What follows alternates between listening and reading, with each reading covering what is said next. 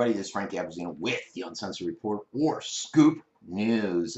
We have medical marijuana and an interesting article, informative article by the Herald Tribune, which I'll post a link to up here because there's a lot more information that will come out there. Basically, medical marijuana in the industry and how it's evolving and how it's starting to come together. I don't know if it's taken shape as this article leads you to believe. I think there's still a lot of bumps in the road. This one covers compassionate cannabis. One thing I noticed though is the numbers. They say 650 patients here, but an FLA report that I believe I put out a couple weeks ago said 1,400. So I'm not sure which one is accurate. Many people are turning to this. I read an interesting article on black cannabis yesterday and the health benefits about it, and it helps a lot of individuals that are extremely sick about with Parkinson's, HIV, all that stuff. I know from talking to some people that are in the industry of writing prescriptions, they said that they do get some people that are just potheads that want to come in there and get pot. It is an involved process. It's very regulated. They're concerned about making sure they dot their I's and cross their T's. One of the main things is the growers.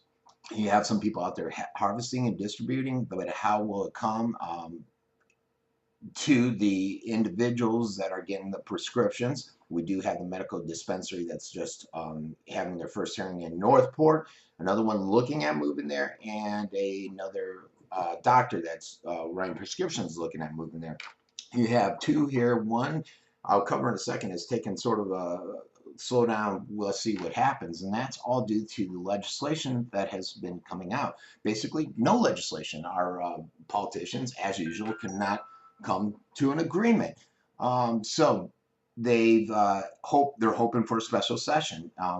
Due to that, the one practice that was taking individuals at a lot cheaper rate than compassionate has put it on hold because they don't know. There's a lot of uncertainty. If right now, if the special session doesn't go through, then they're going to have to follow the Department of Health, and the Department of Health has established rules that the industry is not too happy about. They're too restrictive, and they oppose it.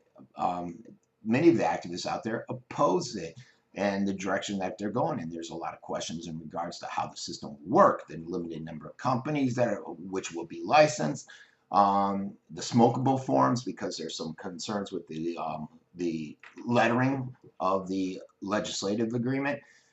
So what will happen? The bottom line is there are a lot of people that are interested. There's about 22,000 individuals that's being reported on this marijuana registry.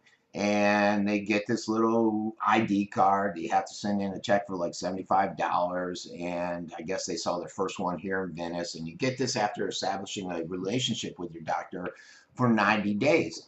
The question comes into how you're going to get your marijuana. I believe the one in Tampa delivers. Is delivery going to be a concern? How's that going to be regulated and all that stuff until you get dispensaries that are closer and nearby? But there's a lot of threats of lawsuits bouncing around, especially with Morgan concerning if it does go to the DOH and a lot of the smoke issue and a lot of the other stuff out there. So a lot of these concerns have caused one doctor already to pull back, and this is someone that goes from Fort Myers to Sarasota with it. And then you got the Dr. Green, whatever his name is, here in Venice that continues to push them out. I'm always skeptical. Here, one other concern with the medical marijuana too is gun control. And if you go in to buy a gun, you got to fill out your questionnaire, and they'll ask you, are you on any kind of drugs? Do you smoke marijuana stuff? Because that's a issue, and it's going to take away your Second Amendment right if you're on medical marijuana. There's been a few articles already out on it, so I know a lot of people say, oh, you're crazy, you're a conspiracy guy. No, read the articles, you'll see it's accurate. The same with depressants. They have concerns with people that are on depressants, and it's a form of gun control in my mind. And the same with your concealed weapon. So if you got to outweigh. Do you want to give up your right to carry a gun because the benefit of medical marijuana is that much greater? Who knows?